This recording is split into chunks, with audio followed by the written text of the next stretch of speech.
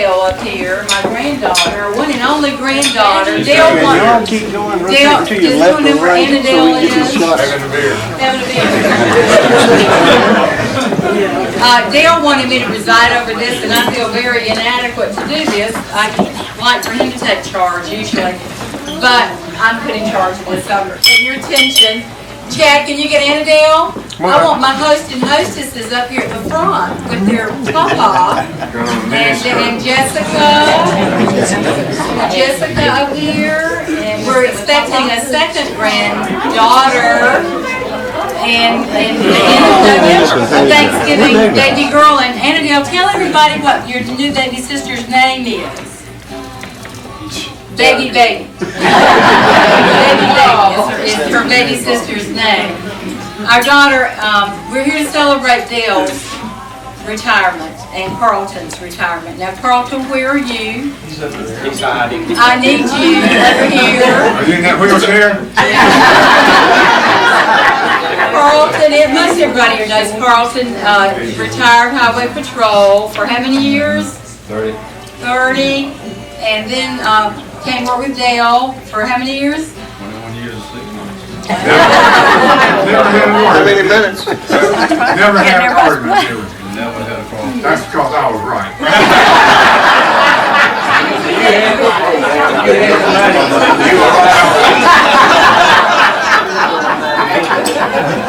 Carlton, tell them what you said. Dale walked out the front door. Huh? Tell them what you said about Dale walking out the front door. And you walked out the front door right behind him. I went out there, everybody else and said, "Have you quit?" I said, "Certainly." I said, "He went out and took his checkbook and the money." I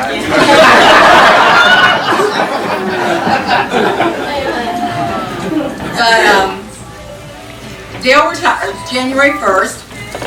And his pride and joy is his children, Chad and Jessica and Annadale and Amy. Greg is back there with the camera, and his fiance. They live in Atlanta. Chad and Jessica live in Raleigh, and we're just so glad that they can all be here tonight. It's an effort, as you know, to get all of these friends together. Dale wanted me to tell you that this group here tonight are his fellow workers that he shared a great part of his life with, and his closest friends, That's all. and his family. And that's how he determined his guest list. And so we're just so happy that all of you can be here. And also, Dale, we're celebrating, he is being inducted into the Sports Hall of Fame, the Sampson County Sports Hall of Fame. November 10th, honey. I deserved it. I scored more points than Fred Burgess. Tell him what you told Terry when he said, what are you doing in the Sports Hall of Fame? What did you tell him? I scored Fred Burgess. Something about those assists. Oh, no. Well, no, wait just a minute. Carlton and Dale are going to say a few things. So, Carlton, you go first. Let him go first, so he's always been the leader. Okay, you go first. What do you want to share? Well, I appreciate all of you coming. There's several groups. Where are my boys from Greenville? There they are. Charles Ellis and Ward Smith boys. They the best trial civil attorneys I've ever been around. Did a great job. Thoroughly enjoyed it. 99 to 15 years later. You guys are great. Employees, Gene Honeycutt, you with us 40 years. 40. Almost 40. Like 4 months. Like 4 months. I apologize for that. Where's Gene Dowling? 20-some years. Martha, 20-some years. Carlton, 20-some years. Well, Who are we missing? Doug, where's Doug? Doug. 37. David, how many do you have? 20? 18. 18. Doug's gone on to be a judge. Best judgment in life.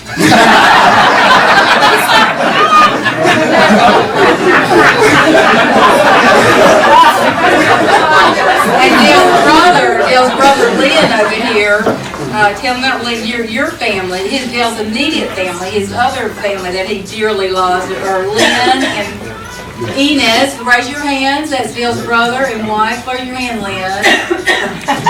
Lynn's a retired judge, Superior Court judge from Fayetteville. And Patty, where are you? Patty, that's Dale's sister, and her husband, Derry, is, raise your hand, Derry. We got the camera. And, okay, who am I missing? Is that everybody, guys? That's family. And, We got a bunch of people from the city. I see Jay Tilly there. He's still on the tape, yeah. Mayor Rose. Mayor Rose is zoning director, Jay Kelly, of course, is chief of police. Where's Lou Starling? Lou, yeah, we want Lou to say a few words in a minute. Best mayor in the history of Clinton, and the best organization ever worked with is the city of Clinton City Council. Awesome. Great job. Doug, would you want to say a few words? You and Dale had such a long, awesome relationship. Come on out of closet, boy. Come out. Well, we started out on the wrong foot because I didn't have a chance because Dale taught me Sunday school. But I was in junior high. But no, Dale, thanks for, good gosh, 50 years of friendship, 37 years practicing crawl. Thanks for 39 years of friendship, over 21 years of partnership. My best to both of you, a well-earned retirement.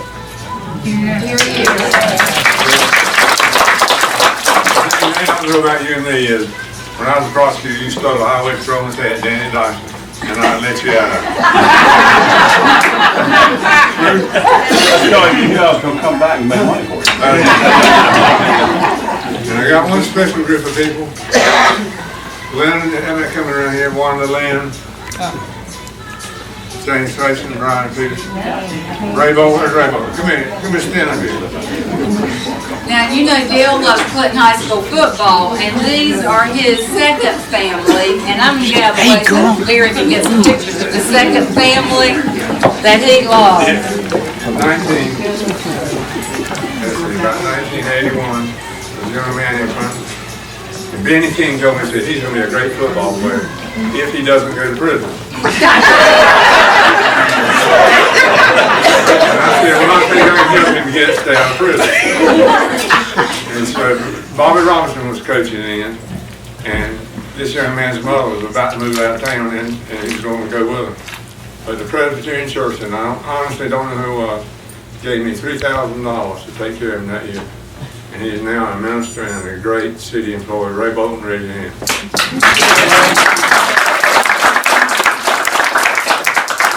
And he was a dark horse. I mean, he was a dark horse. They got a scholarship to Fayetteville State University, decided not to go. What do you want to do? Shortly after that, I met a young man named Sandy Key. And Sharon, you know him. He grew up right down on the Jasper Farm. And he was a freshman, and he was about 6'2", 205 pounds, so running like a deer. I saw him in Kmart. And I said, let me ask you something, young man. If I bought you a set of weights, would you be a good citizen? Listen to your mama and your daddy and so on. He said, I would. Bought him a set of weights. 4 years later, he played on scholarship at North Carolina State University. He is now about to retire as a North Carolina State University employee. 30 years.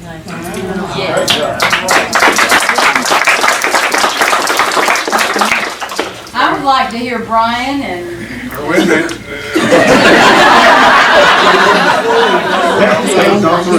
He's not there.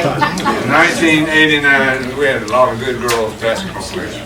And we had Danielle Parker, who was about 14 years old, and Tanya Sampson.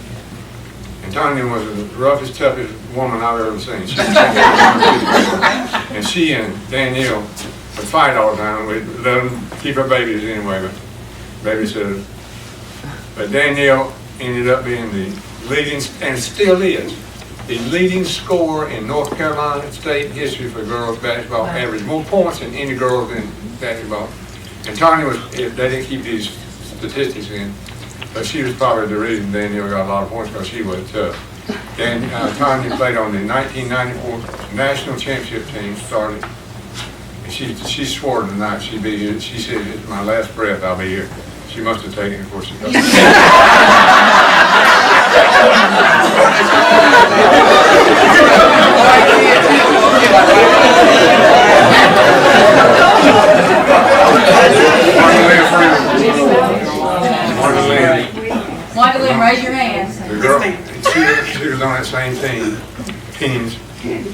One man made one of the foul shots that won the girls' state championship in about 1988. Are you that old? That's David. Same class. Same class. One of them is a great person. He's returned to Clinton as a school teacher and a great citizen. And we're just as proud of him as we can be. She was a teaching fellow at Maryland. Around early 90s, there was a young man on the 8th grade team. He was so tough, mean, muscular, that the other coaches wanted him to prove his birth certificate to see if he was really 13 years old. Leonard Henry could dunk a basketball in the 8th grade. He and some of this crowd, I'll get to you in a minute. He used to work for me, and I just told him at the NCAA and found out how much money I gave Leonard Henry. East Carolina never get off with it. Leonard, on any given Saturday, listen to this. Willie Parker of Pittsburgh Steelers, James Faison, Tar Heels, Brian Peterson of North Carolina State Wolfpack, and Leonard Henry of East Carolina were out here on Saturday morning fighting. Supposed to be working. This man has been an example to everybody, and he'll tell you right now, the rest of these kids will. It would have been easy for a lot of them to have gotten in trouble, and they all have turned out to be great, great citizens. Leonard is a minister. He's in the school system. He's an example for all of us. But I need for you to work on your arms a little bit, Leonard. So yours will look like mine. Next one here, James Faison. Raise your hand, James. And his wife. James is one of my guys that I love and still do, just like all of them, just like a son. James went to Carolina, did not go on a scholarship, started in the same backfield with Willie Parker at fullback. During the same period of time, in 1996, Dr. Tommy Newton, who I slept in the same bed with, I can tell you about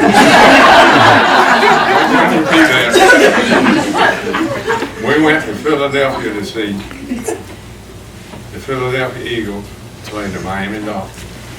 And on that football field at one time was Jerry McPhail from Clinton, North Carolina, starting running back for the Miami Dolphins. And Ronnie Dixon, who was a nose tackle for the Philadelphia Eagles, so also was one of our guys. I got a photograph taken in 1989 of Danielle, Tanya, and Ronnie. Ronnie's raking leaves. Remember, they 14 years old. I didn't know where they were going. What they were going to be, and who's like my granddaughter. Wonder what she's going to be after I'm gone. And they turned out great. Then there's Brian Peterson. Brian, out of all the players I can remember in Clinton High School history, was the hardest working physically of any of them. He practiced football year round, running up and down the steps. He ended up getting a scholarship at North Carolina State University. Was a wide receiver for Phil Rivers, who's now plays for San Diego. He's now in the coaching, teaching business, has a son, a beautiful wife, and had an opportunity to play pro football. Here's his beautiful wife, honey.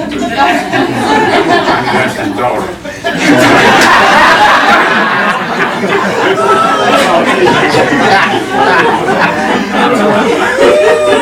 This is Leonard's wife here.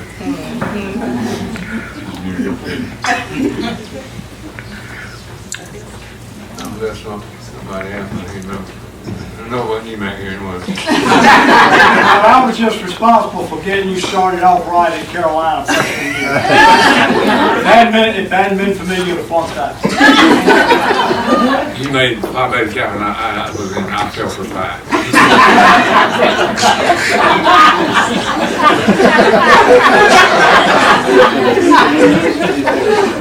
They were roommates for how many years? Too long. Too long. No other skills than father. I'm as proud of these folks as I am my own children.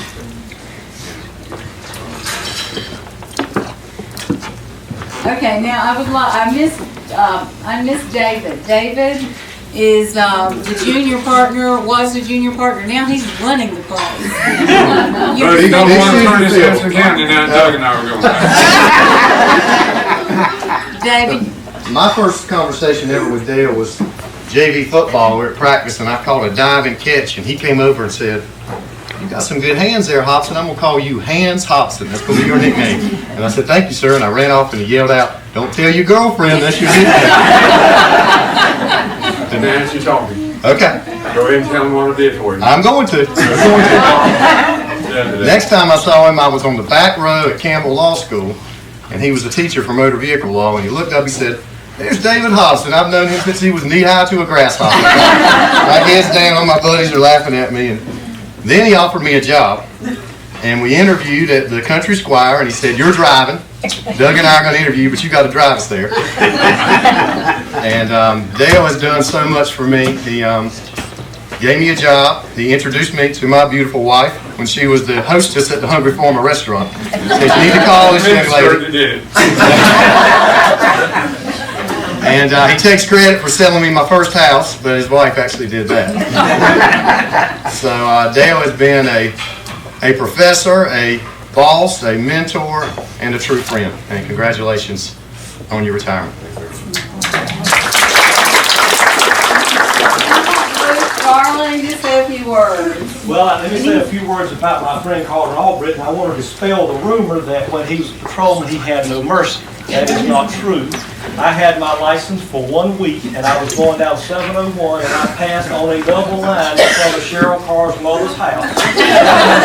And he stopped me, and when he stopped me, I was shaking so bad.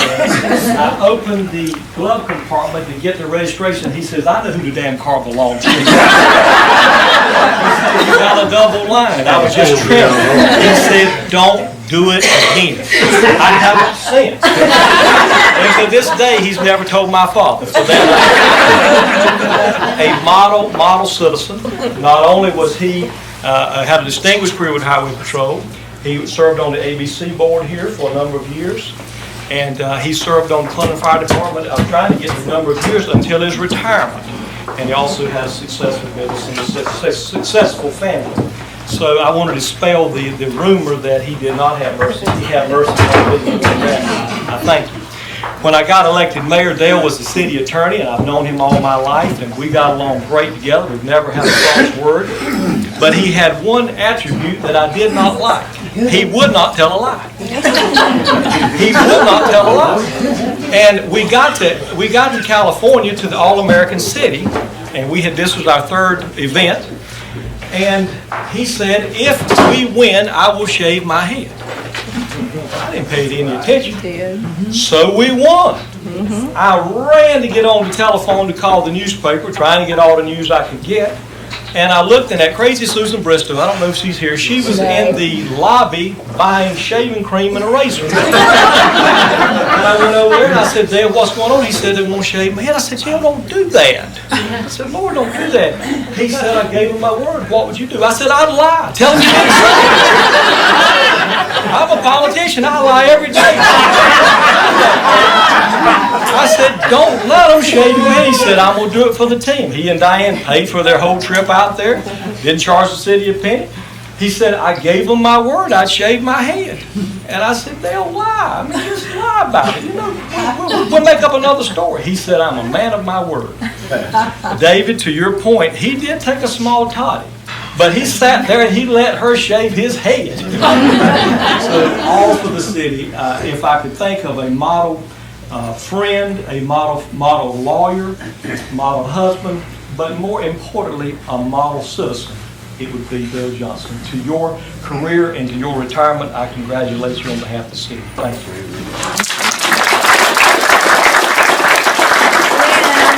Lynn, I know you have some words of wisdom to share with us. Dale's brother. They're limited. Very Greatest limited. brother ever, and we love him.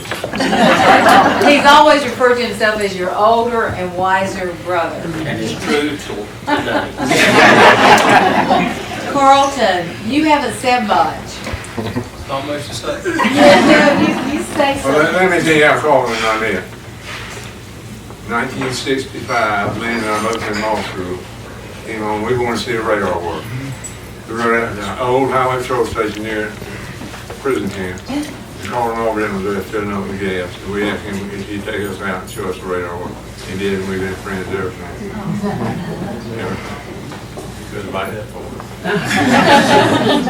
And his lovely wife, Pat, stand up, Yes, Pat, ma'am. and your family. Introduce your I've family got my there. son and his wife and daughter, Yogi, Kathy, and Ashley, my daughter and husband and granddaughter. I got a grandson and his wife, Megan. Raise your head, Chad, so everybody knows who you are. He doesn't have a raise. But anyway, the deal says, we go back to, I couldn't remember, but it was 67 or long enough, in the 60s. We go back a long time, we've been friends ever since. He never, like the mayor said a minute ago, he never lied to me about nothing, even in court. Some attorneys would lie to you about, so, you know, if he was ugly to you, we're gonna plead him straight up. If not, we can plea bargain, which was all right. But I had somebody call, tell me something wrong, but the devil called Dale. He told me you gonna plead him straight up, he did. And then about a year before I retired, he called me and offered me a job with him. I told him I had to wait another year to retire. He said, when you get your time in, call me. And I went down, we stayed 21 and a half years. And like he said a while ago, we never had a crossword, a misunderstanding. And I can tell you, anybody that couldn't get along with Dale, they had a problem. So these fellow I work for, I work for a few. You're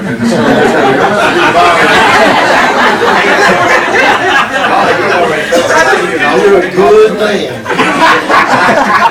You're a good man. Well, he was good to me. He was good to me. He done just what he told me to do. When I went to work for him, he said, how long are you going to stay? I said, I'll stay until I'm not worth what you're paying me or you retire.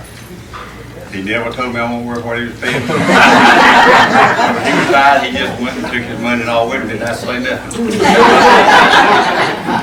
But anyway, it's been a good 21 and a half years I have with you, Dale. No stress at all. None. I tell you, I want to tell you, I miss my old buddy Walker Belvin. Walker and Steve and I have seen over 500 Clinton High School football games. Wow. 500.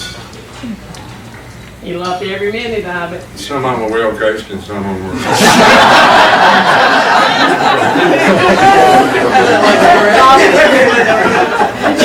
Bobby Robinson, don't you want to say something? This is Dale's football coach, but he was football coach at Clinton High School. How many years? I don't know. A lot of years. I never really liked Dale. I'd go to football practice, he was already there. When I left, he was out there trying to buy some of the boys' football shoes. I was real lucky. I didn't get caught. Talking to Ray Bolton a while ago, and Ray used to come over to my house on Saturday morning, and we'd rake the yard and mow the yard. And I'd give him a couple of dollars. That's about all the coach could afford. And of course, Dale found out that I had Ray, so he talks Ray in, and then he takes Ray away from him. And the next thing I know, he's paying outrageous price. He's paying for his health insurance. Got a retirement program set up there. And I had to see Ray sick.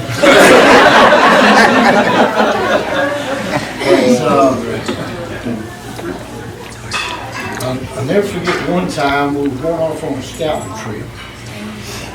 And usually Dale wouldn't ask me what time we were leaving. So this particular time, I said, we're going to leave at 3 o'clock. And I'm going to tell Dale we're going to leave at 4. So soon we're going to leave at 4, so we were going to get out there and we were going to leave. Just leave him behind. And we got down to somewhere down on the west, the county down here. And he was sitting there waiting for us. We got there. But He called me one day from the courthouse. He had Ted Lockett on trying a murder case. And he called me and got me out of class. And they had a little boy at Good. And he returned a lot of kickoffs back. And he was concerned this little fellow was going to return a kickoff against us. And I'll never forget my words. I said, Dale, where are you? He says, we're up here at the courthouse, and me and Ted, we've got a murder case, and get ready to try that thing. And wouldn't you love to have him for a lawyer? He was more concerned about the darkness saving somebody's life. And it goes on and on and on. I was in that group that saw all those $500 books, so I enjoyed every minute of it. One last thing. We always watch film on Monday afternoon. And I go to film pretty good on the Ray. I run it back 11 times for 11 players on offense and defense. And I was going through here, when the player does something good, I try to make him stand out a little bit. And I was talking about different players. And I continued to run the film on, and I talked to some fellow, I believe it was Ricky Khalil. I was commenting on Ricky doing such a fine job. And I hear this voice in the middle of all the crowd. He said, I said, oh, Joe over there, Joe's, he blocked that guy and did this. And I looked around and I said, is that you, Dale? He said, yeah. I didn't even know he was in there. He had the scouting report, he knew everything. But we still like each other. I guess. I'm only one of you two friends. Now, Carol Robinson told me that you said to her, I love Dale. I don't tell many people I love him, but I told Dale I love him. So we know he's not telling the truth. He exaggerates. The football coach can't go around telling them they love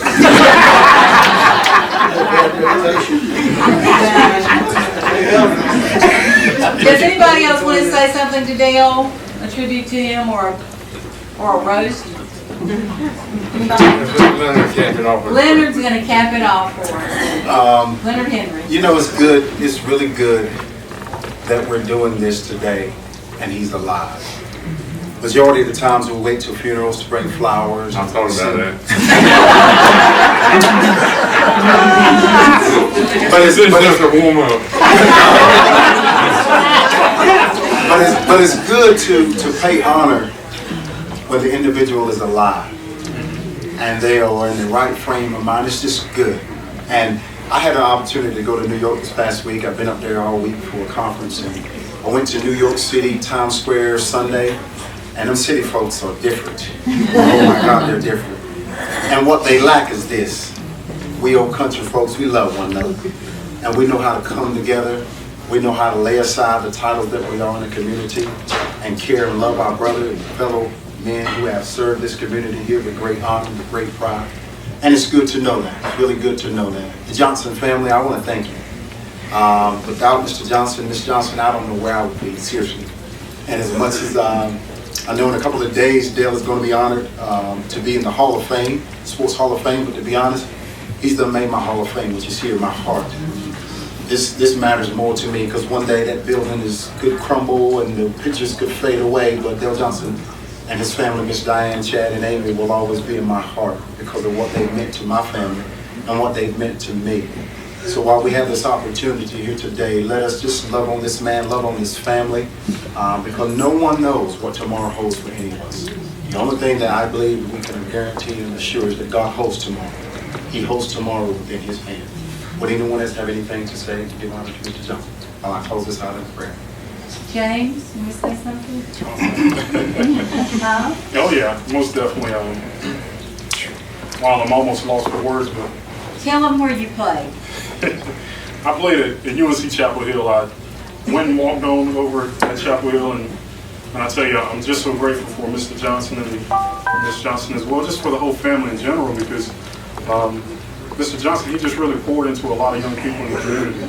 And I would say that's one thing that we're missing out on today. We're missing out on people who are really pouring into the young people just like he did. And so I'm so grateful all the words of wisdom, all the advice that he's given me over the years. And he always asked me, every time I saw him, he would never fail, James, how's your love life?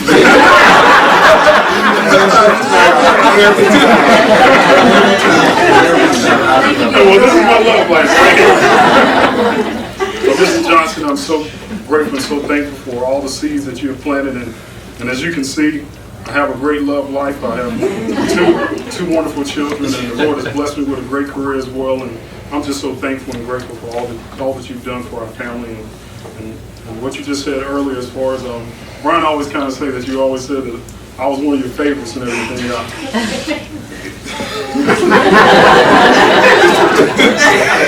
It's a pleasure and an honor to be one of your favorites. It really is. So, job well done, and I pray that you enjoy your retirement. And hey, we're praying for you. We love you so very much. Yes, sir. James, where are you now? Are you in, you're in Durham? I'm in Durham. And what Yes, are you ma'am. doing? I'm actually a campus minister for UNC Chapel Hill. I call that my full-time job, but I'm actually working software reports QA over at a company called SoftPro, and I'm also doing a little bit on the side as well as I work with the Advisors Group, which does financial planning as well. And Dee, what are you doing? Full-time stay-at-home mom. Full-time stay-at-home mom, that's what I did. Good job, yes. Brian, I know you want to say something. Yeah, I'm gonna say something. Every time I see him, we joke around. Like James said, he always asks, "How's your love life?" He's a good man. I remember coming up at Clinton. I was always around football in Clinton from the time they played LC and Leonard and all those guys. I was actually the water boy and carrying the water. And Mr. Johnson used to come out there and tease me and things of that nature. I was a little chunky then and stuff like that. He's like, "You gonna play football, boy? You gonna play football?" I said, "Yes, sir." And he was just always like that father figure to us.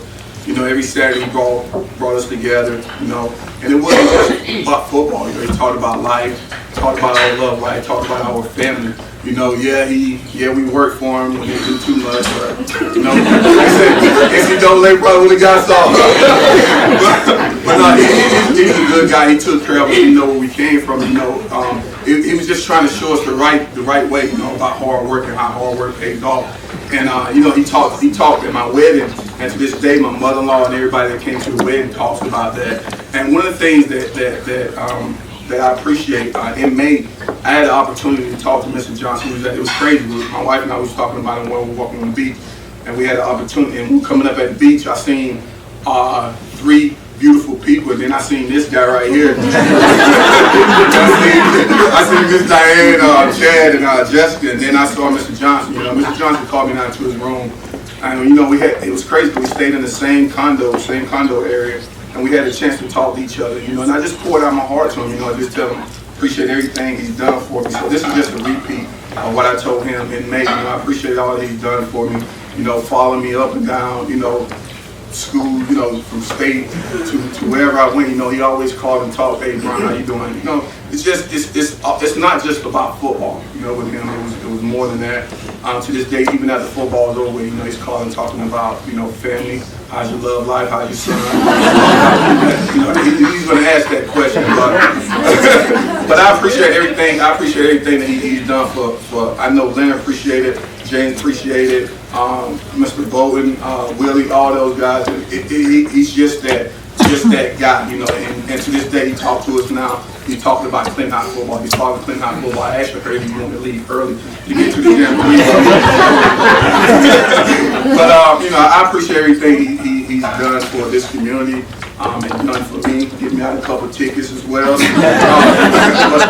I appreciate it. I thank for everything. I thank Miss Diane. Thank you for everything. Thank you for inviting us, Amy, Chad. Appreciate everything. And you have a good man here. He's a good man, good heart. Brian, where are you now? I'm in Raleigh as well. I teach and I coach. I teach and I coach as well. I teach middle school and business education, and I coach middle school football. Head coach middle school football. And this is my wife here. Do you want to say anything, sweetie? Well, I would say the best for last, but obviously Dale is not discriminating against sports. We know all the football, but the girls' basketball team, class of 88, and then we have 89. If don't know what happened after those years, kind of, They won the state championship, yeah, right? we won the state championship. But Dale, I appreciate everything. Diane, Amy, and Chad. I felt like I was one of the family. I worked at with Ward Johnson Parsons back in the day, you know. But I worked hard, and Dale, he didn't hand out anything. Okay, he taught work ethics, and I worked at the house when they lived. You know, Harry Drive. When you first worked, the wife was there. Now, you know, and raking leaves. He didn't discriminate. Girls had to work to but everything. So we worked hard. I got a chance to babysit Amy and Chad and things like that. And when I went to college, Elon, I got the teaching fellows, and I had everything I needed. And I was missing one thing. And the one thing that I was missing, I was like, well, I don't have anything to type on, you know. So back in it wasn't computers, it wasn't laptops or iPads. I got my first electronic typewriter from the Johnsons. That was my graduation gift. And it was a little teeny screen. I was just in awe. I mean, when I look back 20-something plus years ago, okay, it was like, that was the one thing. I mean, we were going off to college, and I worked hard, and every time I typed the paper, every time I hit a key, I got to think about the Johnsons. And now I'm glad to be back home, and just like the Johnsons, I want to give back to the community. And so I'm teaching at Sampson Middle, and Clinton is the best place to be. And like what you said about the North, I mean, I've been in Alabama, Roll Tide, for the last 10 years, but there's no place like home. And I think there are a lot of people that just need to give back to home and give back to Clinton. And the Johnsons have done that. And it's just great to follow in that example. And so Dale, I appreciate it. My love life is a little rocky.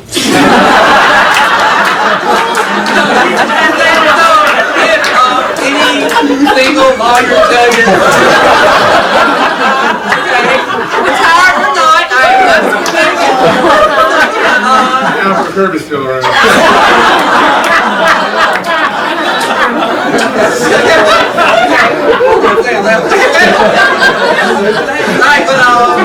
But I thank the Johnsons for everything and keeping in contact with us and with the family and things like that. So I love you.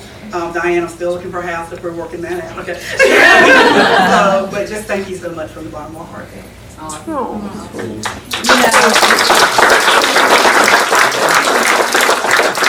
Chad, Amy, do you want to say anything? Chad?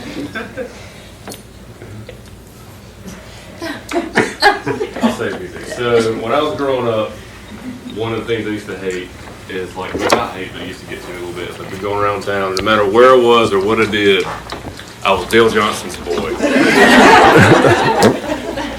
It didn't matter where I was or what I was doing. It used to drive me crazy, but in short, now when I get to come back, I still go get my oil change, go to Walmart, go check out, and I'm still Dale Johnson at 35 years old. And I'm very proud of that. So it used to drive me crazy a little bit when I was young, but now wherever I go, I'm still called that. And if I'm living here when I'm 65, I'll still be Dale Johnson. And that's okay with me. I'm very proud of that. Explain to this why Danielle Parker and Tanya Sampson, your babysitters, and we got home and you had shaved your legs.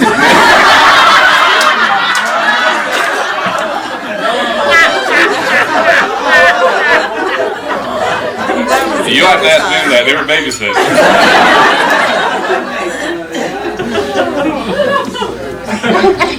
Okay, Miss Amy, just a few words, sweetie. I just want to thank Dad for being a wonderful, wonderful role model. Rarely did he say, no, you can't have that.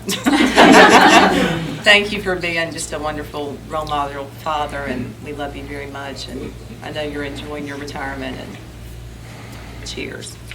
He's smarter than he used to be. Yes. He has his own retirement chair now. Thank you, Amy. Charles, don't you want to say a few words before we say a prayer? Leonard's going to lead us in a prayer here. I'll be glad to.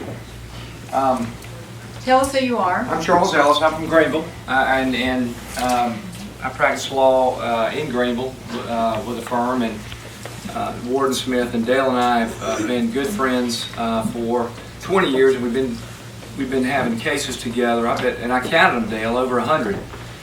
We've been involving together, and over the time that we've been involved in cases, trials, arbitrations, and mediations and hearings, and we travel together. we've become very close friends, very close friends. And I love him.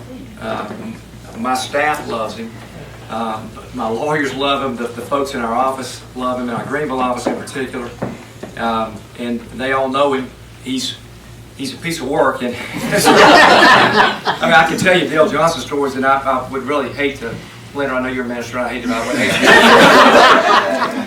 But suffice it to say, I mean, I'll give you an example of just one of like a gazillion. He would call the office in Greenville, knowing I wasn't there. He did not call when I was there. He knew not to do that because that would blow it. He'd call, and we have voicemail, and he wouldn't leave a voicemail. He didn't want to do that, so he'd leave the message with the receptionist, who would have to get the message and then let me know what it was. And she had to laugh, because this is, so I'd come back in, and this was really before the office staff kind of got to know him real well, and I'd come back and say, Mr. Elsa, your urologist called, and the implant is in, and he said you would know what that means.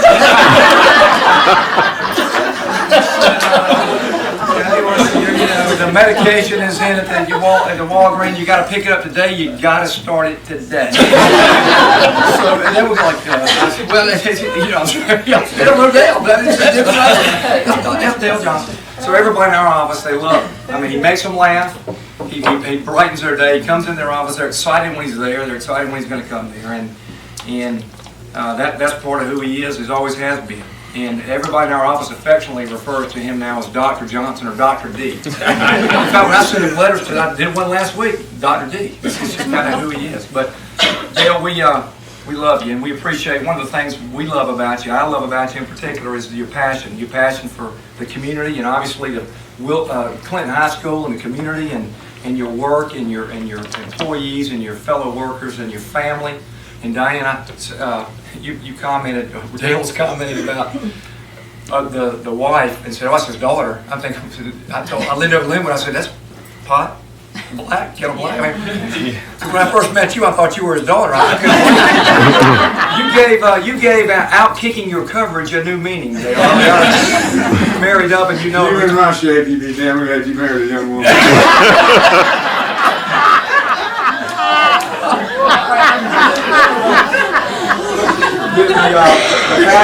The passion is phenomenal. It's all about you, and then the compassion for everybody, and that is what speaks of you more than anything, Dale. And I'm proud to. I appreciate our relationship. I appreciate the relationship you have with everybody in my firm, and I appreciate, most importantly, the friendship. And I'm proud to call you my close friend and congratulate you on this retirement. Thank you, Charles.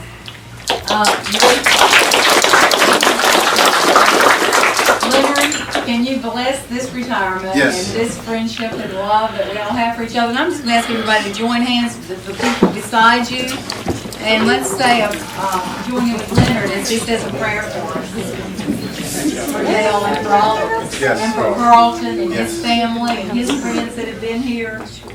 We appreciate the celebration. Dear Lord, we thank you for this day. We thank you for this opportunity, God, you've given us today. Lord, if there be anything within us right now, we ask the Father you would forgive us, Lord, and have mercy upon us. We thank you, Lord, for Mr. Carlton, and we thank you, Lord, for Mr. Dale Johnson, God, and the life, oh God, that they have, oh Lord, lived so much for you, God, and how much they mean to this community. We thank you for their family and friends, God, who have gathered here today to give honor to these two men, oh Lord, for all that they've meant to their family and this community. God, may your hands continuously stay upon them, Lord.